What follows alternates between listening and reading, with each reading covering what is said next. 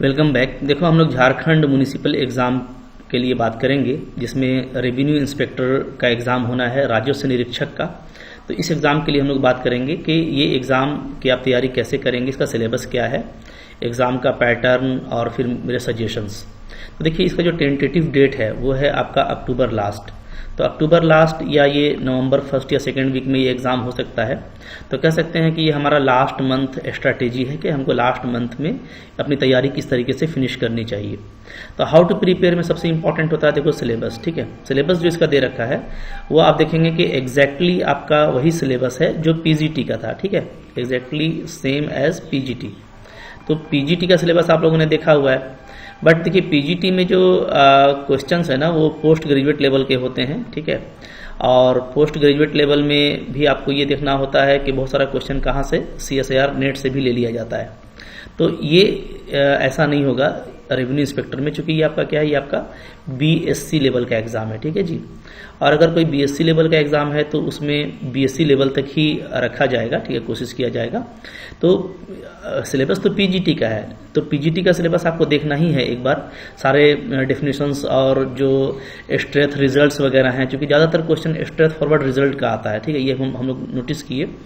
अब देखो, बच्चे बहुत परेशान होते हैं कि ज़्यादा से ज़्यादा ऑब्जेक्टिव क्वेश्चन करके जाना है। तो आप जो है पीजीटी का भी एग्ज़ाम हुआ, आप उसमें ये देखे होंगे कि ज़्यादा से ज़्यादा ऑब्जेक्टिव करना तो ठीक है, लेकिन उससे ज़्यादा इंपॉर्टेंट होता है कि पूरा जो कॉन्सेप्ट है ना वो आपको पता हो, क्योंकि बहुत सारा क्वेश्चन कॉन्सेप्ट बेस पूछा गया, कह सकते हैं डायरेक्ट आपका कोई डेफिनेशन से या किसी प्रॉपर्टी से क्वेश्चन उठा करके पूछा गया जो बहुत जल्दी बन जाता है। तो खैर पीजीटी का एग्ज़ाम का मैंने पूरा डिटेल सर्वे किया है। अच्छा, मैं पीजीटी में ये भी बता दूं ना कि जो अभी पीजीटी का एग्ज़ाम हुआ, ठीक है, उसको देख करके आपको ये लगेगा कि भाई सिलेबस से क्वेश्चन नहीं आया, तो हम भी अगर नहीं आएगा तो कैसे करेंगे। तो देखिए, ये बात सही है कि जो पैटर्न होना चाहिए, जो एक प्रोपोर्शन होना चाहिए कि हर टॉपिक को टच किया जाए, उससे कितना कितना क्वेश्चन लिया जाए, इन सबको फॉलो नहीं किया गया, गुड क्वेश्चंस नहीं रहे। ठीक है, बट और बहुत सारे रॉन्ग क्वेश्चन भी हैं, मल्टीपल करेक्ट ऑप्शन वाले क्वेश्चन भी हैं। ठीक है, लेकिन देखो, अब जो सिस्टम है आपको पता है कि अभी इसके मतलब कि इसको लेकर के कुछ हो तो नहीं सकता। ठीक है, और आपको एग्ज़ाम क्वालिफाई करना है, तो आपको खुद को उसके अकॉर्डिंग तैयार करना है। मीन्स वाट, यानी आप जो है, आप अगर देखेंगे ना पीजीटी का एग्जाम, तो ऐसा नहीं है। ठीक है, रॉन्ग क्वेश्चन है, मैं मानता हूँ रॉन्ग क्वेश्चन थे, मल्टीपल करेक्ट ऑप्शन वाले क्वेश्चन थे। ठीक है, पैटर्न बिल्कुल करेक्ट नहीं था, लेकिन ओवरऑल जो है लगभग 100+ ऐसे क्वेश्चन हैं जो बहुत सिंपल क्वेश्चन है। ठीक है, इजी क्वेश्चन है। और ये अगर आपका कॉन्सेप्ट अच्छा है, कॉन्सेप्ट का बात करते हैं तो जब मैथ्स बेसिक से लेकर के, ठीक है, आपका बेसिक अच्छा है, सारा मैथमेटिक्स आपका अगर अच्छा है, तो 100+ क्वेश्चन करना बिल्कुल ईजी रहा। और ये लोगों ने किया। हाँ ठीक है, ये अच्छा इसलिए नहीं होता कि इसमें अच्छे टीचर्स फिल्टर नहीं हो सकते, लेकिन अगर क्वेश्चन करने की बात करें तो 100+ क्वेश्चन इजी थे, सिंपल क्वेश्चन थे। और जो 2017 में क्वेश्चन आया था उसके कंपेयर में भी इजी क्वेश्चन रहा। ठीक है, क्योंकि पैटर्न को फॉलो नहीं किया गया, हर टॉपिक से बराबर जैसा क्वेश्चन आना चाहिए था उस तरीके का क्वेश्चन नहीं रहा। ठीक है, किसी से बहुत ज़्यादा, किसी से बहुत कम, इस तरह का ये रहा। तो अगर ऐसा भी होता है तो मैं आपको बता रहा हूँ कि ये BSc लेवल का एग्ज़ाम है, बिल्कुल श्योर रहिए। ओके, बहुत सारे ऐसे क्वेश्चन रहेंगे जो अगर मान लो कि सिलेबस को टच करते हुए और बिल्कुल बेस लेवल से पूछा जाता है तो आपसे बनेगा। तो इसलिए मैं आपको कहूँगा कि आप कॉन्सेप्ट पे ज़्यादा ध्यान दीजिए। ठीक है, आपका जो भी है इंटरमीडिएट का कॉन्सेप्ट, BSc का कॉन्सेप्ट, इन सब में जो भी रिलेटेड आपके जो भी पोर्शन आपको पढ़ने हैं उसका कॉन्सेप्ट आपका अच्छा रहना चाहिए। अब मैं आपको बता रहा हूँ कि देख लीजिएगा, बहुत सारा क्वेश्चन डायरेक्ट कॉन्सेप्ट से आएगा जो बहुत कम टाइम में आपसे बन जाएगा। तो सिलेबस तो देखो पीजीटी का है, बट पीजीटी का सिलेबस आपको देखना भी है, लेकिन इसको BSc लेवल के अकॉर्डिंग आपको तैयार करना है। जो BSc लेवल के अकॉर्डिंग है उस पर ज़्यादा फोकस करना है। और ये मैंने जो एप्लीकेशन पर अपना कोर्स दिया है उसमें मैंने फिल्टर कर दिया है BSc लेवल के अकॉर्डिंग, तो वो आप देख ही रहे हो। ठीक है, अगर एग्ज़ाम पैटर्न की बात करें तो एग्ज़ाम का जो पैटर्न है आपको पता है कि ये OMR पे एग्ज़ाम हो रहा है। ठीक है, OMR बेस्ड है, यानी आपको कंप्यूटर पे इसको नहीं देना, OMR पे देना है। OMR पे देना है और आपको इसमें 3 पेपर है। ठीक है, पेपर 1, पेपर 2, पेपर 3। ठीक है जी, पेपर 1 जो है ये हिंदी है और प्लस क्या है, प्लस इसमें इंग्लिश है। इससे आपको 120 क्वेश्चन आएंगे, सब पहले मैं बता चुका हूँ। ये 2 घंटे का एग्जाम होगा। ठीक है, पेपर 2 जो है आपका वो कोई भी रीजनल लैंग्वेज है आपको चूज करना है, खोटा, नागपुरी, कुछ भी आप चूज करके हिंदी उर्दू करके एक पेपर आप रखेंगे। ठीक है, इसमें भी आपको 2 घंटे का एग्जाम होगा और 100 क्वेश्चन है। पेपर 3 का बात करें तो ये आपका जो है स्पेशली मैथ और plus basic math, general science और जनरल स्टडीज। तो मैथ प्लस मैं लिख देता हूँ, ये आपका 2.5 आवर का ये आपका एग्जाम होगा और इसमें आपको 150 क्वेश्चन आएंगे। ठीक है, तो ये मैंने पहले भी आपको बताया हुआ है कि ये जो जस्ट आपका हिंदी वाला पहला पेपर है ना, ये जस्ट आपका क्या है, क्वालिफाइंग है। इसमें आपको जस्ट क्वालिफाई करना है, यानी आपको 30% लाना है नंबर। ठीक है, दोनों मिला करके, हिंदी और इंग्लिश दोनों मिला करके। और ज़्यादातर क्वेश्चन इसमें कॉम्प्रहेंसिव टाइप का है। ठीक है, कुछ ग्रामर से भी है, तो ये हमको लगता है कि आसानी के साथ शायद सिर्फ कॉम्प्रहेंसिव, इसमें सारा आपका पैसेज टाइप का है, सारा आपका अनसीन पैसेज है, यानी जिसको हम लोग बोलते हैं कि पढ़ करके आपको उसी से क्वेश्चन का आंसर देना है, उस तरह का क्वेश्चन है। तो ये बहुत इजी है क्वालिफाई होना। ठीक है, और मैंने अपने टेस्ट सीरीज में ऐसे इसका आपको दिखा दिया है कि किस तरह से इसका पैटर्न रहेगा। ओके, दूसरा जो पेपर रीजनल है, तो रीजनल आपको कोई भी एक लैंग्वेज चूज करना है और जिसमें आपको कमांड हो, और उसमें आपको जो है अगेन देखिए 30% आपको सब में लाना जरूरी है, याद रखिएगा। ठीक है, पेपर 1 में भी लाना जरूरी है, पेपर 2 में भी, पेपर 3 में भी। मतलब 30% से अगर आप कम किसी में लाते हैं ना, तो आपका फिर कोई आगे का चेक नहीं होगा। तो सब में 30% लाना है।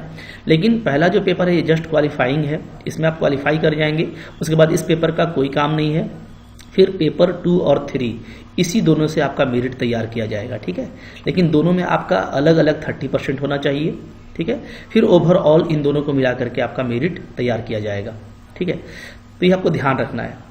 तो इसमें जो बहुत इंपॉर्टेंट है वो है हमारा 3rd पेपर, जो कि रीजनल लैंग्वेज की तैयारी आपकी अच्छी रहेगी और इसमें जो नंबर आएगा ना वो सबका कंपेरेबल होगा। ठीक है, बहुत ज़्यादा इससे कंपटीशन नहीं होता। कंपटीशन जो होगा वो पेपर 3 से होगा, यानी मैथ प्लस इसमें जो आपका बेसिक मैथ है।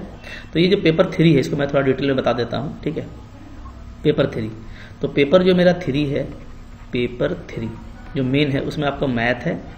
मैथ आपका इससे 100 क्वेश्चन आएगा। ठीक है, जो सिलेबस दिया हुआ है उसके अकॉर्डिंग। फिर इसमें आपका बेसिक मैथ है, ये आपके लिए प्लस पॉइंट है क्योंकि ये मैट्रिक लेवल का होगा, इससे आपको 20 क्वेश्चन आएगा। फिर आपका यहाँ पे जनरल साइंस है जिससे आपको 10 क्वेश्चन आएगा। ठीक है, ये भी मैट्रिक लेवल का होगा।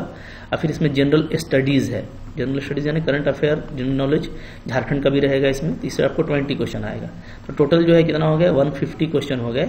और ये आपको 2.5 आवर के लिए ये एग्जाम होगा। ठीक है, तो इसमें आपको ध्यान देना है कि इसमें आप मैक्सिमम कर सको, क्योंकि 2 और 3 दोनों को मिला करके, यानी आपका 100 नंबर उधर हो गया, 100 क्वेश्चन उधर हो गया और 150 क्वेश्चन इधर हो गया, तो आपको टोटल 250 क्वेश्चन पे आपका मेरिट बनेगा। ये आपको ध्यान देना है। ठीक है, फिर ये भी कि हर क्वेश्चन के लिए, ठीक है, फॉर ईच क्वेश्चन, फॉर, ये काफ़ी इंपॉर्टेंट है, फॉर ईच क्वेश्चन आपको कितने मिलेंगे, 3 मार्क्स मिलेंगे। कितने, 3।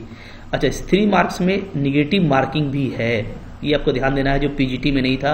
यानी निगेटिव मार्किंग अगर है तो नॉर्मलाइजेशन पे काफ़ी फर्क पड़ेगा अगर एक से ज़्यादा शिफ्ट में एग्जाम होता है। और ऐसे भी अगर निगेटिव मार्किंग है, आप ज़्यादा रॉन्ग करके आते हो तो आपके मार्क्स काफ़ी ख़राब हो जाएंगे। तो इसमें आपको ध्यान देना है रेवेन्यू इंस्पेक्टर के एग्जाम में कि जो आप जानते हैं वही कीजिए। ठीक है, या जो बहुत बिल्कुल जो है आपके माइंड में एक्यूरेसी के करीब है उसको आप टच कर सकते हैं, लेकिन अंदाजी तो बिल्कुल करके नहीं आना है। ठीक है, क्वेश्चन छूट जाए कोई इशू नहीं है, बट मैक्सिमम आपको वही क्वेश्चन करना है जिसको आप अच्छे से जानते हैं, जो करेक्ट होने के पूरे चांसेस होंगे जिसके। निगेटिव मार्किंग की वजह से वरना पूरा चौपट हो जाएगा। और निगेटिव मार्किंग के एग्जाम में ये काफ़ी इंपॉर्टेंट हो जाता है कि आपका कॉन्सेप्ट अच्छा रहना चाहिए, आप अच्छे से तैयारी करके जाओ। ठीक है, तो पूरा में निगेटिव मार्किंग है, तीनों में 1, 2, 3 सब के लिए यही कहा गया है कि करेक्ट के लिए 3 नंबर दिया जाएगा और निगेटिव होगा, रॉन्ग हो जाएगा तो 1 माइनस हो जाएगा। तो आपको तीनों पेपर में ये ध्यान देना है कि जो नहीं जानते उसको नहीं करना है। ठीक है, फिर भी आप 1 को इजीली क्वालिफाई कर जाओगे 30% ला करके, और वो आपका पेपर हट जाएगा। पेपर 2 और 3 में आपको काफ़ी खासा ध्यान देना है। इस तरीके से कह सकते हैं कि 250 × 3 कुल जो है आपका 750 मार्क्स का आपका एग्जाम हो रहा है, और इसी पे आपका कट ऑफ तैयार होगा 750 पे, 750 पे। ठीक है, बाकी और डिटेल्स पे मैंने बात किया हुआ है। तो यहाँ पे जो इंपॉर्टेंट है वो ये कि एक बार आप सिलेबस को अच्छे से रिकॉल कर लो, क्योंकि सिलेबस इंपॉर्टेंट होता है, उसको टच किया ही जाएगा बिल्कुल।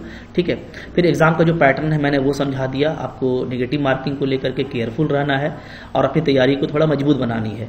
अब मेरा सजेशन ये है ना कि देखो, सजेशन मेरा ये है कि अब अभी जो पीजीटी का एग्जाम हुआ उसके अकॉर्डिंग अगर हम लोग एग्जाम पैटर्न को लें तो एग्जाम पैटर्न में याद रखिएगा कि 12th लेवल से भी क्वेश्चन होंगे, ठीक है, और बीएससी लेवल से भी क्वेश्चन होंगे, और 12th लेवल से अच्छा खासा क्वेश्चन होगा, ठीक है। तो इसलिए आप 12 का पूरा रिवीजन रखिए।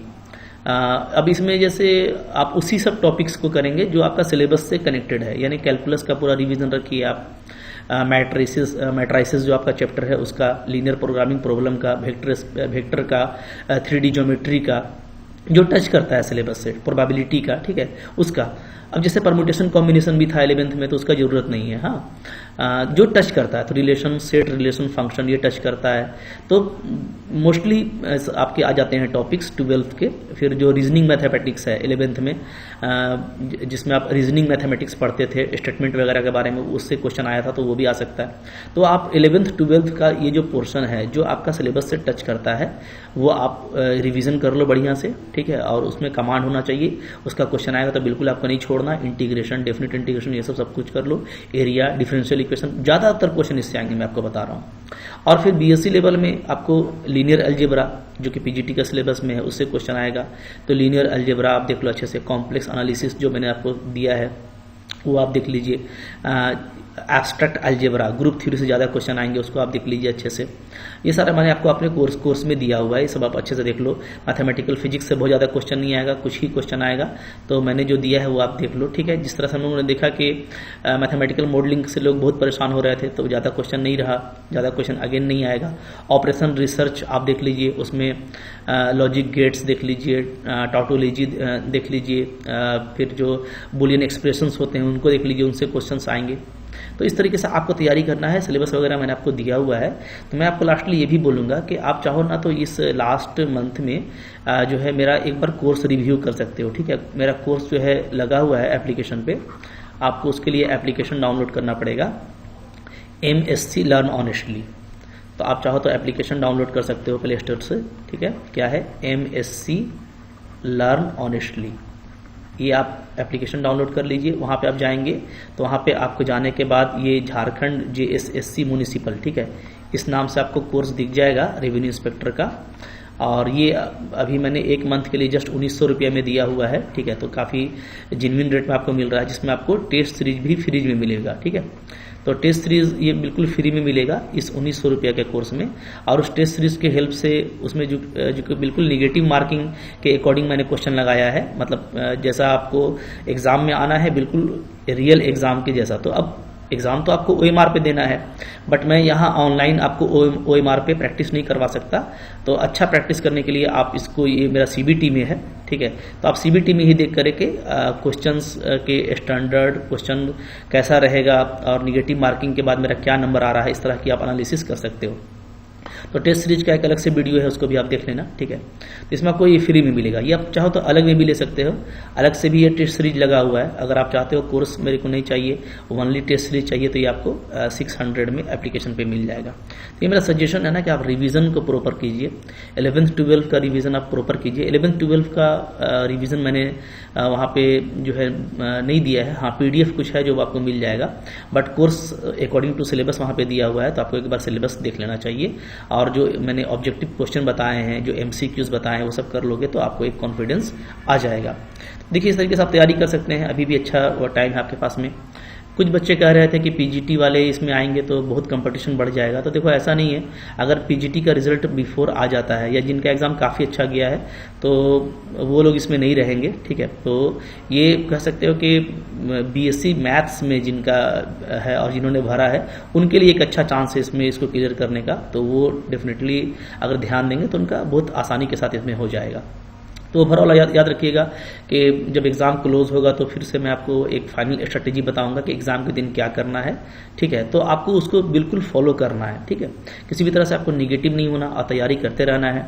अच्छे से तैयारी करोगे, रिवीजन प्रॉपर रहेगा, क्वेश्चन से ज़्यादा जो कॉन्सेप्ट है उस पर आपका फोकस रहेगा, ठीक है। और क्वेश्चंस के स्किल आप में रहेंगे तो डेफिनेटली आपके लिए ये एग्ज़ाम मुश्किल एग्ज़ाम नहीं होगा, बहुत ही अच्छे से आप क्लियर कर पाओगे। चलो फिर कोई और अपडेट होता है तो उसको मैं नेक्स्ट लेक्चर में दे दूंगा आपको, ठीक है। आप मेरा चैनल को सब्सक्राइब रखिए और ये अगर अच्छा लगा हो तो इसको शेयर कीजिएगा और लाइक कीजिए। Thank you very much.